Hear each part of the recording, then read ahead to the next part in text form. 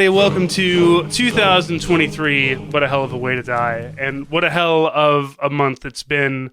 It is. We're through December. And we're on the. I guess I always kind of consider this the dark times because now all I do is hunker down until spring. But it's going to be like 70 degrees today.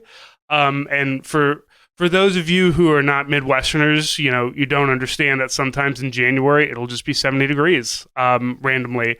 Even though 2 weeks ago we had a wind chill of -20. So the Midwest still is hell in a lot of different ways, but I still love it because everything's cheap and you can buy guns really easy here. So you take what you can get. Nate, how are things going on your side of the pond? Well, I was thinking about what you were just saying as regards the Midwest, and also like the South was like this too. I mean, obviously I think it's more common for the further in the deep South you get for you to have like weirdly warm days in January and February.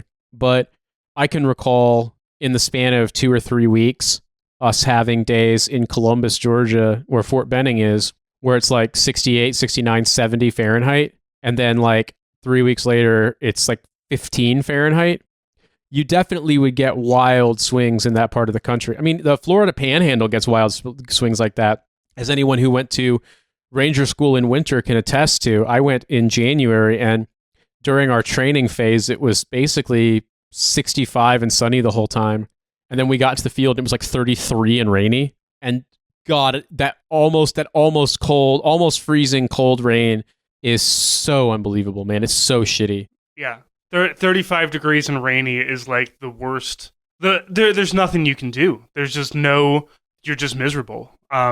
You're not cold enough to, die. So you just have to suffer and just be wet. And there's one thing a soldier hates is being fucking wet out in the middle of the field. We go to Florida sometimes in the winter to escape St. Louis winters, but we didn't do it this year.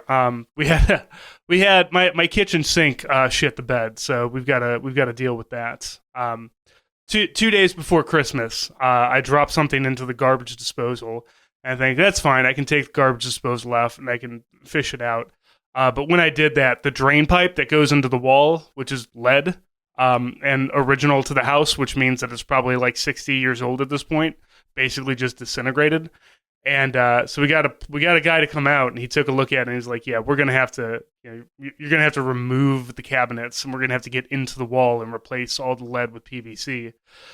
So that turned into, well, our cabinet. So the house that we bought was a rental property for at least 15 years, probably 20. And if you currently listening live in a rental property, especially if it's a rental property house, that landlords don't generally put in like the nicest stuff. Usually it's hollow doors and cabinets that are just kind of knocked together and thrown up because they were on sale somewhere. So most of our kitchen is also falling apart, and we're not sure that if we move the cabinets away, we'd be able to replace them back. Like, they will probably just fall apart as soon as we take them away. So this plumbing thing has turned into, well, I guess we're just going to have to redo the entire fucking kitchen. So patreon.com/hell of a way to die, please. For the love of fucking God. But no, we should be all right. We've got some assets that we'll be able to deal, and we've been wanting to do this, so this is just a good opportunity to. But man, like, it's we're constantly improving stuff in this house because, again, like I said, it's a rental property, so you've only got there like the bathroom needs a facelift, but I installed a new I can do stuff like I put in a new medicine cabinet. I can put in a new vanity. Like, any plumbing that's outside of the wall, I can do. That's not hard. But once it goes into the wall, then I got to call a guy. Because then the insurance people want you to call a guy rather than to say, like, no, I kind of figured I could hack away at the plaster and glue a piece of PVC pipe in there and call it good. They don't like that. They want somebody who's licensed and bonded. So we're going to deal with that. Yeah, the thought crossed my mind that I've never owned a home. I've been in rental properties forever since I left home. But I've had to do repairs because, like, I'll be damned if I'm going to, have my toilet fall off the fucking mount or something like that. And sometimes you can fix problems, like, for example, with a toilet that's like rocking back and forth. It's because, the wax seal is worn out. if you don't know this, if your toilet connects to the black water pipe, it's going to have a flat mount on the floor, just like a hole in the ground. And where you mount it onto a gasket, you can buy kind of a replaceable gasket and wax ring. And that basically lets your toilet create the inside of the toilet create a seal so that sewer fumes don't escape. And that can wear out over time. And sometimes, like if you're in a house or an apartment where the toilet hasn't been fixed and replaced in fucking 30 years, like the wax ring may be worn out, and then it's just not creating a seal. It's not going to seat correctly. Hilariously, what I discovered with the one in my place in Fayetteville was it wasn't that the wax ring was fine. I replaced it anyway, but it was fine. What it was the toilet had been like a salvage toilet, and they had ripped it out of whatever fucking cement grouting it had been in, and so it just wasn't level. Like the toilet itself wasn't level, and there was no matter how much caulk you wanted to put on that, bathroom caulk to hold it, like it wasn't going to hold long enough. Like I actually, knowing that I was going to the field, I cut out all the caulk and then put in a whole new thing of it and put a duffel bag, like a army olive drab duffel bag full of books sitting on the toilet to like force it down for 2 weeks. And still within a week of me getting back, fucking started rocking again. Yeah, you could tighten the bolts all you want. Came back from the field and you started giving it them MRE shits, and then look what happened. Yeah, exactly. I mean, and it's just one of those things where, so like I learned that I installed a new lighting fixture, in my house in Columbus, Georgia, because like the old one was completely busted, and it's just like, well, cut the breaker, turn the light switch off for safety. Fucking, it's got cables. It's pretty obvious what they are. There's black to black, white to white, or black to red, depending on what you've got. It's really like electricity and plumbing. Like I spent so much time like worried about like, oh, am I going to fuck it up? But they're like the two easiest things in the world. Like they make the most sense. I think your point is very good about there's a certain limit to what you want to DIY when it comes to connections in the wall, connections in the floor, stuff that could potentially, really damage stuff if it burst. But like, for example, if your sink has a fucked up drain, like an elbow joint in the drain, like that piping is not really hard to fix. That's not hard to replace. A lot of times with leaky pipes problems, etc., it's been like, oh, either literally just tightening a PVC nut or replacing like a joint, a length of pipe. Or a washer. If your sink just drips, there's usually you take the faucets off, like with a little tool, tighten something down, and then it works. Like the wax ring, I had to recently do a wax ring on one of my toilets too. That whole like it's just $20 at Lowe's, and then you just you pull the thing off. You take the bolts off the toilet. They typically have little decorative guards you take off, and then you've got just like hex bolts.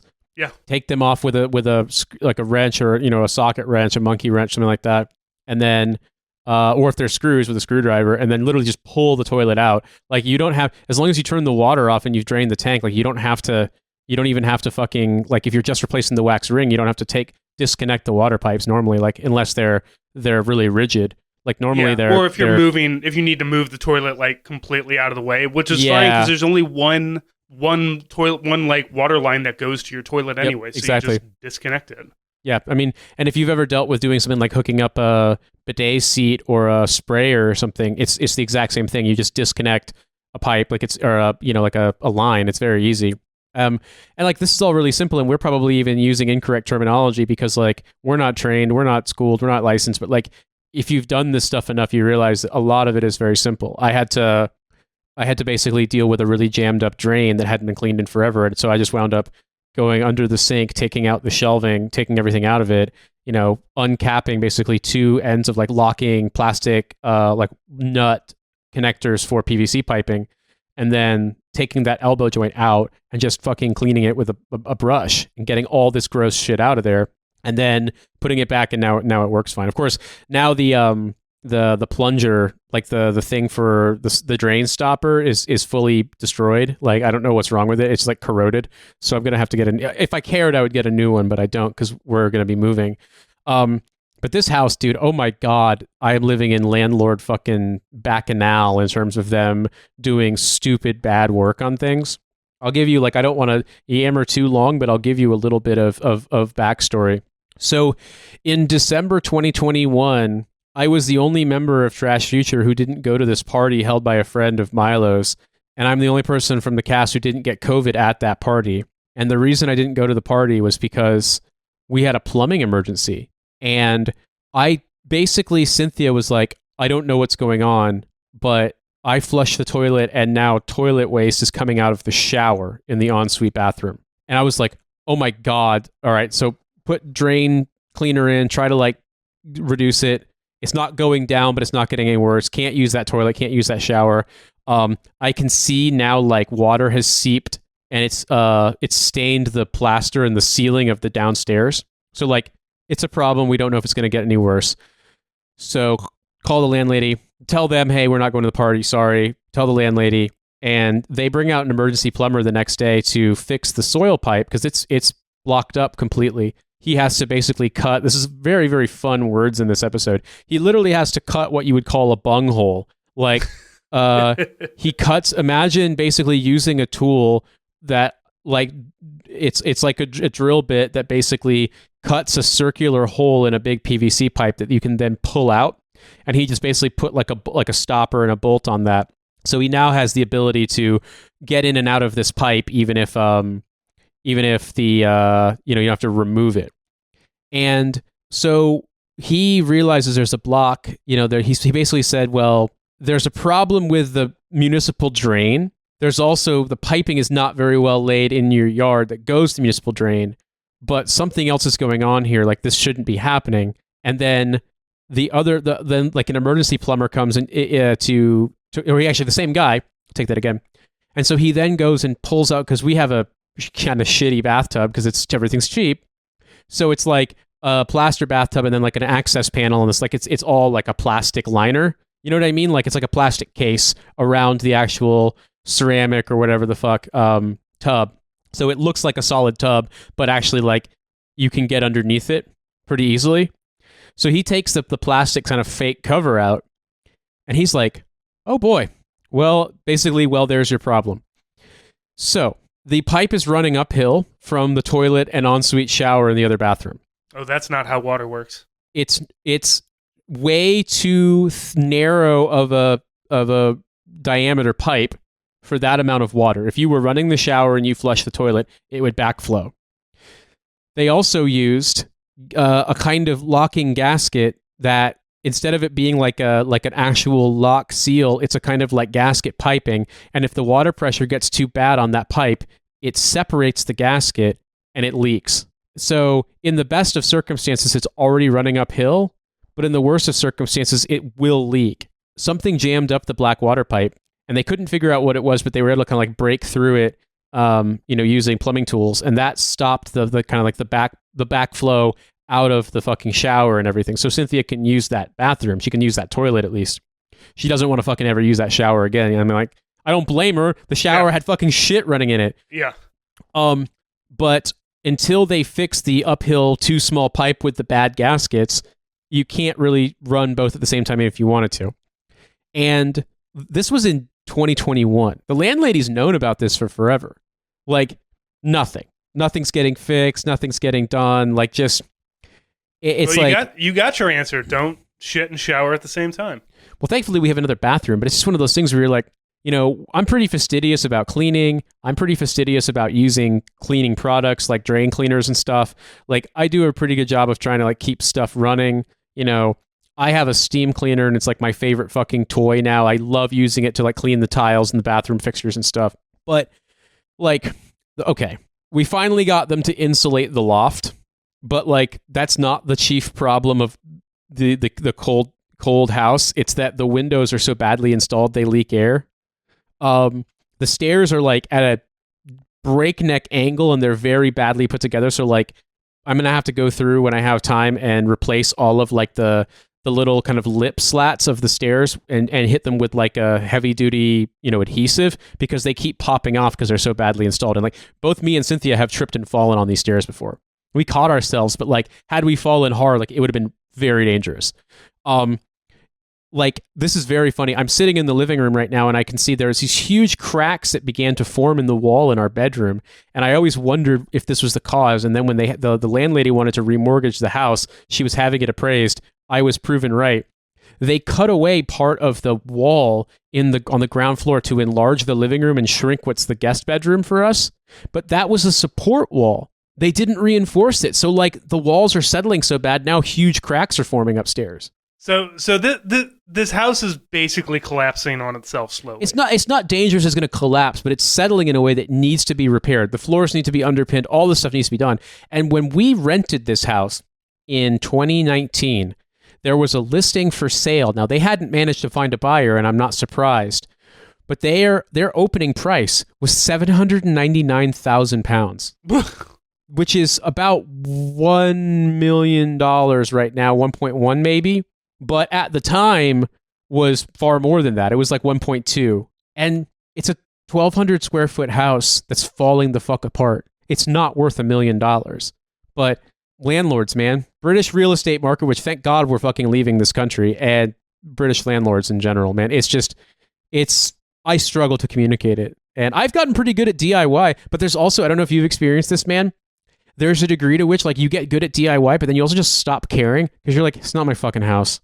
Like, I'm going to make it safe, but other than that, fuck this stupid piece of shit. Yeah, that's one of the, like, when it's your own house, because I haven't rented since 2010, I want to say 2011 or so. Now, homeownership has brought me nothing but heartache and pain, but it has at least taught me how to do things inside of a house, the little things that I can fix. I would suggest never buying an old ass Victorian house in St. Louis that was built before indoor plumbing was around. So that's your first thing. Don't buy something that old. Be careful about, if you are going to buy something, be careful about buying a rental property. And I think that's going to be, that's going to be what people end up buying more of. Because like if we sold our house today, it would just get snapped up by an investor because it's a small 1,100 square foot house. But we could get, like, the housing market here is still so fucking crazy that like we could get a good amount of money for it. But the problem is then where do we go live? Because everything else is expensive. So you get the like, because my wife and I, we've been toying with the idea of fleeing across the river to Illinois, just because Missouri continues to get redder and redder and neuter and madder about transgender people or gay people or children going to school. Like, I think a quarter of our school districts now are on 4-day school weeks instead of 5 days. Oh wow. Yeah, it's getting bad. Like, Missouri is really circling the drain. So we've been thinking, it's like, well, what if we went over to Illinois? It's a blue state, even though the east side kind of area, and I know people are going to think East St. Louis, like, there's a lot of things over there. Belleville, there's a place called Columbia, Millstadt. It's kind of rural, but it does have like it does have like kind of a like Effingham's way in the middle of Illinois. But like Ellisville or Belleville are regular sized kind of city-ish things. They've got their own government, local government and everything. Maybe 10,000, 20,000 people live in those general areas. What I was saying is we should move up to Alton, Illinois, because Alton is one of the most haunted places in America, because all of the houses were built with limestone foundations, and the limestone foundations came from a Confederate POW camp where, like, if you've ever listened to Lions Led by Donkeys, listen to the Andersonville episode and just take in about how terrible a fucking Confederate POW camp would be. They didn't have money. They didn't have the ability to feed themselves. They certainly weren't feeding their people. So a lot of people died there. And then they're like, let's build our houses out of the horrified walls that all these people came from. So that's fun. But also, it's where Robert Wadlow was born and raised and died. Robert Wadlow is the world's tallest man, the Alton Giant. So it really checks a lot of like weird roadside boxes for us. And then also we're it's kind of a little bit further up north. We're right on the fucking Mississippi. Beautiful view of the Mississippi River. Bald eagles all over the place. It's fantastic. But again, the question comes down to is like, well, how do we afford to do something like that? And I think right now our plan is just we're going to stay near Illinois just in case we have to go there for some things. I have a daughter, so and Missouri is very hostile towards women in general. So if I need to, run across the river for something, that's fine. And then maybe when the daughter's a little bit older, housing will be a little less crazy. I don't know, but we are spending just a lot of time and effort just improving upon the house that we're at now. I mean, I built a shed that I'm currently sitting in that I work in. So, we're investing the money in the place, but man, it's getting harder and harder to be a Missourian sometimes, especially when you just listen to some of the politicians down in the Ozarks talking about like screaming about a transgender girl in high school playing tracts. Like, you understand that we're constantly dying of opium addictions and meth problems, and all of the rural hospitals, all of them are closed. Like, there's not rural hospitals anymore. If you break your leg or you have a heart attack, you're basically fucked. But if you want to scream about a transgender, fucking 16-year-old, I guess, sure, why not? Yeah, I've noticed that too, that there were even some situations where politicians have, even Republican politicians in some states have just kind of given up because they've been like, there's literally there's like one high school student that this applies to. Why the fuck are you people so insane? And like, that's a one-way ticket to not being a Republican politician anymore, because they'll can your ass for it. But like, you see this happening, and it's just like, yeah, that's why I don't want to move back to. I would never move back to Indiana for a million reasons, but that's one of the reasons. I will say though that I understand your point about the kind of landscape, because the Illinois-Indiana border in southern Indiana is the Wabash River, and so you have a lot of these little towns. I mean, I'm not going to say they're towns in Indiana, so that doesn't mean that they're full of wonderful experiences and so on and so forth. But like, Vincennes is a good example of a town that's like right on the river, like right on the border, and it was just it's old too. I mean, Vincennes was one of like the towns that I think was like an army fort during the French and Indian War. One of the reasons why it's got a French, I mean, obviously, if I were to pronounce that the way that you would pronounce it in French, it would be Vincennes. But like, yeah, we've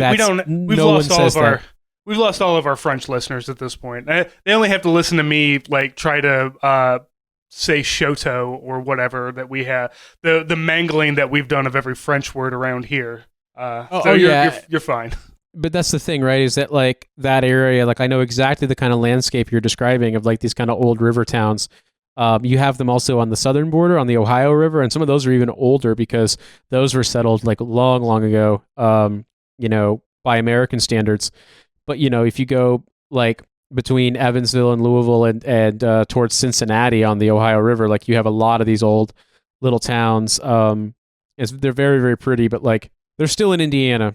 You know what I mean? Where it's also very funny too, because that I forget, but sometimes when I look on, like, you've mentioned some of these towns to me, and I've looked them up on Google Maps, and the surrounding area, like of Southern Illinois or Central Illinois, even is so almost identical to Indiana that I honestly think that if I was playing GeoGuessr and you dropped me in there, I would probably go hell for leather arguing that this must be Indiana, and I'd be wrong. Like Illinois and they look almost the exact same. It's just that Indiana doesn't have Chicago. Yeah, Indiana doesn't have a cool city. And Missouri Kansas City and St. Louis aren't enough to tip the scales for Missouri anymore. But to be fair, Kansas City and St. Louis, like anything outside of like the core city, is super conservative and Republican and suburban and all that shit. So it's that's how Indiana is too. I mean, Indianapolis isn't because of the way that it's organized, and it's also not that big. So I think there's like one Democratic congressional district in the Indianapolis area, and it's the one that includes most of Marion County. And whereas the suburbs, I mean, they're not like hardcore Trump suburbs compared to some other places in America. Like Carmel, where I'm from, has actually voted more. I mean, it's still voted Republican, but by much less of a margin than it used to.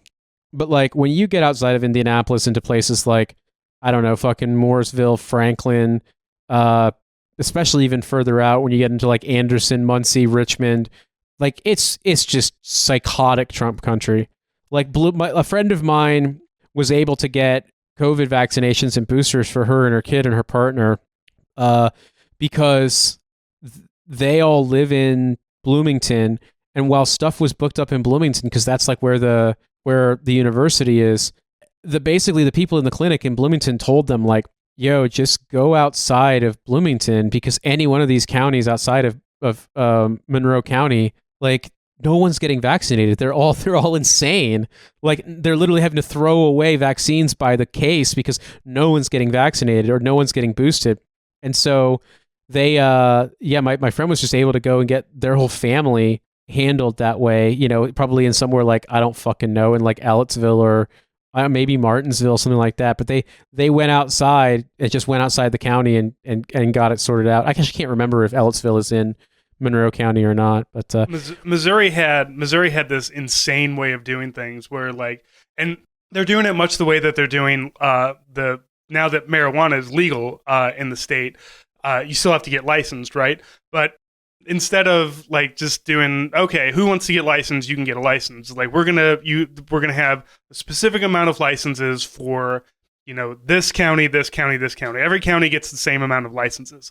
Well, fucking Branson, Missouri doesn't need the same amount of licenses as Kansas City or St. Louis. And the COVID vaccinations were done the same way. They're like, oh, we got all these COVID vaccinations. Let's divide them up equally among everywhere. And everybody in St. Louis is like, what the fuck are you talking about? Like, why would you, in northern Missouri, which is like 90% farmland, in Marceline, Missouri, or in fucking Hannibal, where Mark Twain lived, these places that people aren't going to go get vaccinated at, you're just dumping these things out there. We had to drive all the way down to the fucking boot heel of Missouri to get our stuff. Like, it was a 3-hour drive to go to a Walmart in the boot heel of Missouri. And if you're wondering what the boot heel is, take a look at Missouri and you'll see like a little fucking distended dick that we have on the southeastern kind of thing. That's the boot heel. I don't know why they call it the boot heel. It looks like a distended dick to me, but whatever. Probably it sounds better. We had to drive, that's a 3-hour drive down there one way to go to a Walmart down there and like pass by like 3 dudes who are like openly carrying pistols on their waistbands. We're in Kennett, Missouri, a place that is like maybe about a population of maybe about 7,000 people. But you know, it's a place where everybody feels perfectly happy and comfortable with their shitty Berettas on their sides while they're walking into Walmart to go, buy popcorn. And we were the only ones back in the pharmacy, and the pharmacists were just like, "Oh my god, thank God you guys showed up." We were like, because they had to thaw them out. We're afraid we're gonna have to dump these because we've had so many no shows. I'm like, no man, I will fucking shoot me up. I'm not like these dumbasses that think, oh, I'm not gonna get a shot because it's not gonna do anything, because I am fully boosted, fully vaccinated, and when I did get COVID, it was an annoyance, but it was not all that bad. Now, however, I did get the flu shot this year, and the flu did put me down for 2 fucking weeks. So, but to be fair, the flu vaccine efficacy is like 35%, while COVID is like 95%. So, get your flu shots, because it'll help on some of the strains. But goddamn, dude, like I had to spend like 18 hours in bed. I couldn't get out of bed. That was also part of my whole December experience. So I don't know, man. I'm tired. I'm tired of Missouri, but like I understand Missouri and I like Missouri. Like I like the things that we have here. It's just and for the most part, the people are okay. It's just as long as you don't talk politicians. And then like as soon as somebody opens their mouth and is just like, well, yeah, I mean, Hillary Clinton's a pedophile. It's just like, God, can we just talk about shotguns or something? Like, can we talk about something like really Missouri and not like the lizard cabal that's like eating children or something like that? Because I don't want to do it. I don't want to know that you're that fucking stupid, man. I want to live in ignorance of that. But sometimes people make it difficult. Yeah, I mean, I have mercifully been able to avoid most of those kinds of conversations when I'm home, but obviously, I don't know how long my luck is going to run out on that stuff. I noticed it being home, like, I was surprised at, it seemed like more so than 20 years ago. There's lots of stuff like businesses advertising that they're run by evangelicals and like American flags everywhere, like in a way that they didn't have before. Technically a violation of the flag code to use the American flag in advertising. Well, no, I don't mean in advertising. I mean in general. Like, there are so many American flags in the town my parents live in that it seems almost ostentatious, and it's kind of weird. Like, you know, there's unironic. I think I talked about this on a previous episode. Unironic, you know, stand for the pledge, kneel for the cross, or stand for the flag, kneel for the cross, whatever the fucking stuff on people's cars. It feels like every car that's not like being driven by someone who's very poor is a huge fucking truck. And there's just American flags everywhere in that town. And like, to include like near the courthouse, what feels to me in my mind's eye like the biggest one I've ever seen in my life. It's just, and you know, the politics is very, very, very conservative, super Republican, super Trumpy, like, and I don't know, like, I have conversations with people in, like, for example, the grocery store, like waiting in line for like the deli counter, because they're, you know, people are just more talkative in places like that. Whereas like in cities, people don't really talk to you that much, which I've gotten so used to people not talking to me that I'm always maybe a little surprised, but like, I'm not rude or anything. And I think my accent is malleable enough that if I have to talk like someone who's from Southern Indiana, like I do, and I'm convincing, but you know, like until you ask for a strawberry shortcake. Oh yeah, say some strawberries. Yeah, some strawberries. We like strawberries. Yeah, right. I get it. It's strawberry. I mean, like, that's the thing, isn't it? Like, nobody in Central Illinois would pick that up. Right. Well, I mean, accents are different too. It's just one of those things where, like, I found myself saying things using British expressions, but I think this last year, Britain has pissed me off so much that I've just got to the point where I'm kind of like rejecting all British influence. You're returning to your natural American state where you're just I fucking am. Yeah, I am, dude. I fucking hate. I mean, like, a lot of British people are trying their damnedest, and it's a really bad situation, and I don't fault them for that.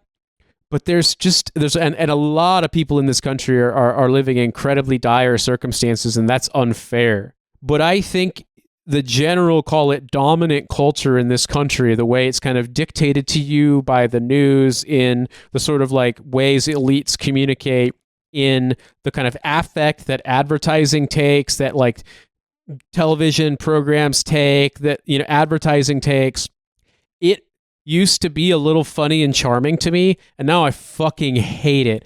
Every time I see it, I'm like, fuck you. Are you 5? Why are you calling a present a prezi? Why are you calling dinner dinner? First of all, why are you calling dinner pudding, even if that's your word for it? Secondly, why would you call it the pud? Like, shut the fuck up. Talk like a grown-up. Like, talk like a goddamn grown-up. That's the thing that gets me more than anything else. Like, I don't need to hear about wee and poo going down the loo. Shut the fuck up. You guys Brexited, and then found out that there was no more adults in the room because the adults were all like French and Belgian. Yeah, there's no more adults in the room because all the adults have lead poisoning and can't be classified as mentally competent. Yeah, dude, I mean, I don't know if you've seen this thing about Andrew Tate. Are you familiar with him? Yeah, the dude that got arrested after getting mad at Greta Thunberg. Yeah. Well, so I've known about Andrew Tate. We've known about Andrew Tate for a while because he's been this like manosphere influencer for a long time. And on Trash Future, we made it a point to not talk about him because even though he's really funny in a stupid way, like laughing at him kind of way, I never wanted to give him airtime because I never wanted him to... I feel like guys like that have insect antenna that lets them... Like the way a bedbug can sense fucking carbon dioxide in your breath when you're in a deep sleep, guys like that can sense an opportunity to like self-promote. So we weren't that big of a show, but we were big enough at the time even that I was like, yeah, let's not do this. We did, though. It was impossible to not comment on his... In 2018, he did this very strange video about how London fucking sucks and you can't have a good time. And Romania is better, Europe is better. But if you can show him a good time, he'll take 10,000 pounds out in cash and he'll buy everything that night. But if it sucks and it's not fun, then he gets to knock you out. And obviously, like, he was a champion kickboxer. He was insane. So this guy from like Hemel Hempstead, was like a shitty sort of suburb in the northwest of London, takes him out on like this just descent into hell of going to like worse and worse clubs and like some chick he knows house who like does cocaine, and just like everything is just disgusting and sordid. And it's like this weird nightmare vision of a night out in Britain with Andrew Tate just like complaining the whole time. And he, his dad was a champion chess player. His dad was black. His mom was white. He moved to Britain because his mom was from here. And so he went from like wherever in America he was living, I think Michigan, to like fucking Luton, which is a town in north of London. It's famous for being kind of shit. And so he got here when he was like 15 or 16, and he never really lost his American accent. He just picked up a ton of Britishisms. And so he has this insane accent that's like, we love making fun of it because it's literally like, listen, mate, I don't want to hear about you and your dodgy pal Dave down the pub chatting shit. You think it's a laugh riot, mate. I think it goes in the bin, and I'm going to knock you out. Like, he's like, I drink sparkling water because sparkling water is the drink of men with money. If you drink flat water, that's poverty. Like, he's so fucking weird. And Cynthia and I were joking. We're like, yeah, the danger if you're American and you have a mixed race child and who grows up in Britain is they might be Andrew Tate. Like, that is an actual potential concern if someday we have a kid. So, like, don't let your kid have a job where he gets kicked in the head. Like, first off. Secondly, my favorite thing that I learned about Andrew Tate is that he runs a pyramid scheme. That like part of his thing was a multi-level marketing scheme, but for like misogyny. Well, he also he ran these like I think call centers like sex lines, and he was basically they were trafficking women into Romania to work on like on sex lines. And so, like, he was wanted for this, and I don't know, like, he's just got this desire. I think the thing that gets me more than anything else is, you see a lot of guys who really get into the idea that that's how you're supposed to act, and that this guy is in some way a role model because, like, he's jacked and he has money, and it's just, for one, I think the money is illusory. I'm sure all this stuff is on credit, or it's fake, or it's rented. Man is in pretty good shape, but, like, okay, cool. I feel like at a certain point, if you have the genetics for it and you do the diet and exercise, like, you can look like that. Great. Like, that's not the end all be all. As he proves, it's not a substitute for a personality. He's like what a 13-year-old boy would think a cool guy is. A cool guy is 100%. And shouts out to Thomas O'Mahony, Irish Tom, our general production assistant, sub-editor, guy who helps me with shit. He pointed out to me, because he actually uses TikTok, or at least scrolls TikTok. I don't have it in me to do that. That up until the point that they did something, Andrew Tate had really figured out the kind of how to game the system and put content out there to flood the algorithm on TikTok. And he was just like, dude, the stuff he was telling me about, he's like, the stuff that you're seeing this guy say is just so intensely misogynist and insane. And like, kids are really eating it up. Like, it's actually like, on one hand, he's gaming the algorithm, but on the other hand, like, it's genuinely popular. And I don't know, like, that to me is really sad, because you and I both know it's like, that guy's a fucking loser. He's just an absolute fucking loser. And, if you're impressed by, I can't say what we would say back in the Midwest, because like, I'm trying to grow as a person and not be ableist and homophobic. And of course I can assert the bisexual license to use homophobia, but I'm not going to do that in this moment. But like, you Francis, you know exactly what I was going to say. And I know exactly what I was going to say. But what I'm trying to tell you is that, like, if you are impressed by that, if you find that compelling, then like, you've got a problem. Your perception is really fucked, and like, that it's embarrassing to be taken in by that. And like, I kind of get why 14, 15-year-old boys might be taken in by that, but grown-ups, are you fucking kidding me? Like, come on, there's man. something, dude, there's something about social media. Like, yesterday I posted something, Jeremy Renner had to go to the hospital because he got run over by a fucking snowcat. Sorry. Was he okay? Was he like badly hurt? So, yeah, he got saved because his neighbor was a doctor, and he tourniqueted his leg, and got him to, and they got him out. Jeremy Renner, like, he was going to have, and maybe he still will have, a show on Disney Plus called Renovations, because Jeremy Renner loves to renovate houses. And so he owns like a big snowplow, because he lives where there's a lot of snow, and he plows out all of his, the neighbors, and he builds sledding hills and stuff like that. So he had an accident. He had to go to the hospital. My comment, I did this comment of, you should learn how to use a tourniquet, because one day you might need to save Jeremy Renner's life. And somebody responded with like, oh, well, if it's Jeremy Renner, maybe I'd want to go the other way. And it's like, why would you say that? Why would you want Jeremy Renner, of all people, to fucking bleed out and die? Like, I don't understand this need to sit and then type in, no, I want Jeremy Renner to die. And it's because, social media has broken everybody's brain to a point where it's just like, no, I have to say something negative. Now, if it was Mark Wahlberg that got run over, okay. I could kind of understand that. I can understand not liking Mark Wahlberg. He was a racist piece of shit for a long time. Maybe he doesn't deserve to all the nice things that he has. But Jeremy Renner, like, he hasn't done anything wrong. And it just, it has that same, like, there's something about social media that is just like, it makes people angry. And angry is the thing that keeps people coming back. I got a DM recently from somebody who was like, thank you for not being a bunch of angry veterans.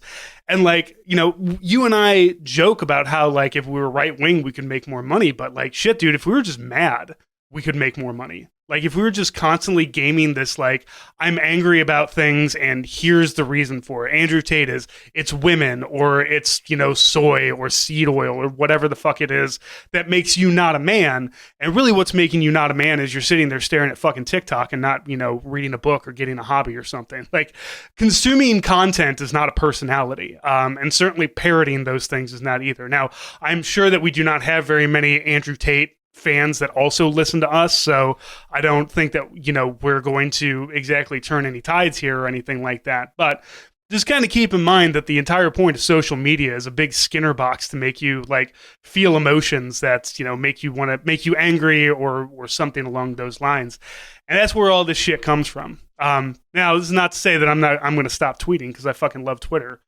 Even though it's been taken over by the biggest dumbass in the world, it's still up and I'm still going to post. But you gotta, understand, like when you're on social media, like what's your purpose there? Do you have a purpose? Could you be doing something else with that time that would be better? Yeah, just think about those things. And again, not telling you to stop posting, but just, when you're on Twitter and you're scrolling it, just kind of like, I don't know, how do I feel here? Do I feel angry? Do I feel happy? Am I glad that I'm here right now, or am I just doom scrolling? It's stuff like that has always kind of helped me out a little bit to dodge all of that stuff. But I don't know, man. Like, so social media has been so fucked, and like now even like at least Facebook and Twitter were social. You talked to one another, you posted, you had conversations. But TikTok doesn't even seem like that. You just post a video and then people comment on it. Like I can't get into TikTok. That's not how I want to consume anything. I think you can reply to people. You can kind of append, insert their video or copy their video and then append your response to it. But I don't really feel like being on camera. I'm too old for that shit. And frankly, I don't find the content all that interesting.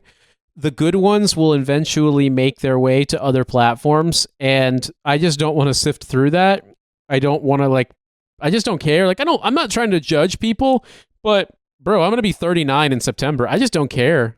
I genuinely don't care. And I think it would be, for me at least, because I know I don't care, and because I know that that's probably not going to change, I think pretending to care would be, in a way, a very strange affectation from someone my age. I mean, there's people our age and older, they do their own thing. They make the platform work for them. A lot of stuff, like you'll do like weird outsider art stuff. Like that's fine. Like if that's what you like, then that's what you like. I've never been a person who wants to be on video. I've never been a person who wants to be on camera. That's just not for me.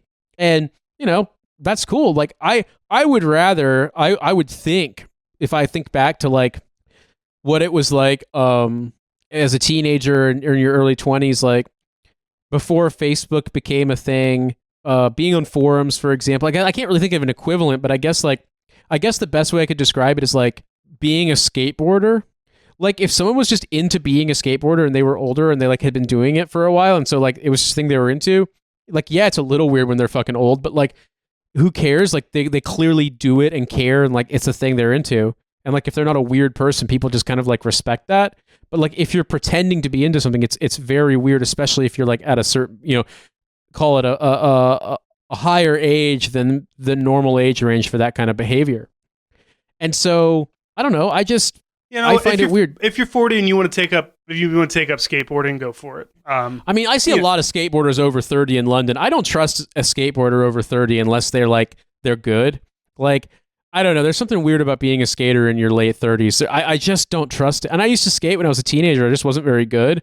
I personally am not doing it for two reasons. Number one, because I am clearly losing a little bit of my hair. My hair is thinning on top, and I feel like you can't be a balding skateboarder. That's just not how it works. Number two, if I fall and hurt myself, I am going to be out of commission for a very long time. I'm not going to be able to go walk to the grocery store. I'm going to have to lie down and say, ow, my tummy hurts for a long time.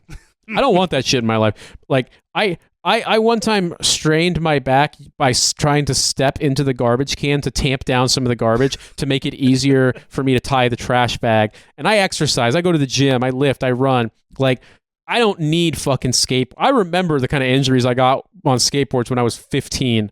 I don't need that shit in my life. Yeah, a 40-year-old skateboarder is somebody who says either I have no health insurance or I have great health insurance, and there's nothing in between. Yeah, I was gonna say, okay, Tony Hawk, he counts. He can skateboard. He's over 40. Like, guys who were famous. But that dude also recently snapped his femur, so be careful. I know, that sucks. That would be awful. Like, I think about these guys, like, the injuries they get. You know, I think one of the reasons why people back out of that stuff is because they just don't want to take the risks, and that's 100% fine. I mean, frankly, people might be like, damn, you guys are podcasters and you're pushing 40. Now, I don't think that's as weird, but I think if we were trying to do a podcast, like adopting buzzwords and slang that younger people are using, like in a really, I don't know, weird, like imagine us trying to keep pace with Zoomers on TikTok by podcasting about them. I mean, you could also call that the Washington Post, but I wouldn't want to do it. I don't know what the what the current slang is. However, my daughter, who reads a lot of books that are for kids, the other day I told her, I don't remember what I told her, but it was something that was made her happy, and she said, "Yes, score." I'm like, where did you pick that one up from? Because I don't think that's a thing that kids are saying. I don't know. I feel like I've heard that, but that's old. Yeah, that seems like it's older. Well, yeah, because the books she's reading were written by older millennials who are just like, well, I'm just going to put like my slang in there for this, fifth grader to use. And so now like it's all going to come back. Every 30 years, culture is just going to make a circle at this point. That's why we've got more Ghostbusters movies. That's why we've got, what else? All this shit that keeps coming back around. It's because all of us millennials are saying, no, we want to see some more of that shit, or we're not. I'm not too sure. Like they brought back Animaniacs and nobody really watched it because who the fuck? I'm not going to watch Animaniacs. I'm fucking 39, man. Yeah, like Animaniacs was cool when we were kids. Yeah. But we're emphatically not kids anymore. And My also kid doesn't want to watch that shit. She's got her own cartoons to watch. Well, that's the point too, right? Is that like kids today have other things. So the only appeal of Animaniacs is going to be the nostalgia factor. And I mean, I am going to say though, the Rescue Ranger movie was pretty good. Obviously I don't have a kid, so I haven't really had a reason to watch kids movies, but I believe it. Rescue Rangers was a pretty good show back in the olden days. It was absolutely not a good show. What are you fucking talking about? All right. Go back and watch it. Go back and watch it now. I've watched it with my daughter. It is fucking terrible. Like it's not, well, okay, it's not like, it's boring. It's, and after you get over the nostalgia factor, you're just like, God damn, I can't even remember the names other than Chip and Dale. Like what was it, like Garbage the Fox or whatever? Is that guy's name? Like there's like the villain, and then there's like, isn't there some like the pilot who's like a dumb jock? I can't remember anything. Monterey Jack, who was the big fat mouse. No, the pilot you're thinking of is probably from Tailspin. Oh, I am thinking of Tailspin. You're right. So that's why I think Rescue Rangers was good and it was probably bad. Well, look, a Tailspin. Look again. Just it's one of those things that like when we were kids, it was great, and like for a time, my daughter really loved watching Rescue Rangers, and I was like, sweet, we're gonna watch a whole bunch of Rescue Rangers. And my wife, who is older than me and who babysat kids that were basically my age when we were younger, she's like, yeah, I had to watch a lot of Rescue Rangers when I was a teenager. It's not very good. I'm like, no, it's fine. It's gonna be great, Rescue Rangers. And then you watch an episode, you're like, all right, I guess. And then after a while, you're just like, God damn it, like, can we watch something else? Rescue New DuckTales is Range. pretty good though. So it's so some of the rebranding stuff is all right. Some of it not so much. But I would be weirded out by DuckTales having to be contemporary when, to me, DuckTales is like emphatically an 80s cartoon. Like, I don't want to imagine Huey, Dewey, and Louie having to hold smartphones. Like, I don't like that idea. I don't want them to exist in a world where, like, you can solve the problem by just Googling it. Like, it's emphatically tied to that past in the same way that, like, I don't want to see a reboot of Inspector Gadget where it's not just like him driving what looks like a fucking Triumph TR8 around, being just like somehow European, even though it's set in, if I remember correctly, it's supposed to be set in America. So, frankly, I don't like the reboots, man. Like, the kids want to watch weird YouTube cartoons. That's fine. Like, I feel like mining for nostalgia. I until you told me that, I could have existed in the world where I thought Chip and Dale's Rescue Rangers was a good show. Look, here's the thing. In your memory, it is, and that's fine. It is a good show. Don't watch it again. You don't have to. It just, as an adult, it's not as great. One of the things that I do like about the new DuckTales, though, is that because it's streaming, you can have a multi-episode storyline that goes through, which like you didn't have back in the 80s. It was all self-contained 7 to 8 minute long. Or maybe 20-minute long stories, but now you can have like a story that expands, so they can do more with it. I don't know. But anyway, look, I gotta get to work.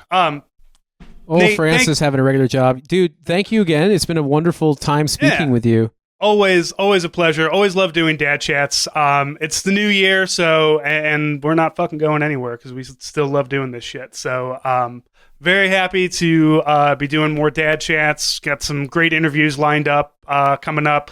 We're gonna start on the Patreon. We're gonna start watching Deadwood. Much like on Lions Led by Donkeys, how we're watching the Sharp series, we're gonna start watching Deadwood for us and kind of talking about that. Really leaning into the historical inaccuracy TV shows that has a lot of kind of old-timey cursing in it, so that's going to be fun. But you can get all of that hellofawaytodie.com, or I'm sorry, patreon.com/hellofawaytodie. We have a store, hellofawaytodie.com. We have all kinds of different ways for you to interact and get with us and all this stuff. So please do those things. And, if anything, just send us a DM. Tell us how much you love us. That also makes us feel good. So thank you. And Nate, we'll talk to you next week. Zoom, zoom, zoom.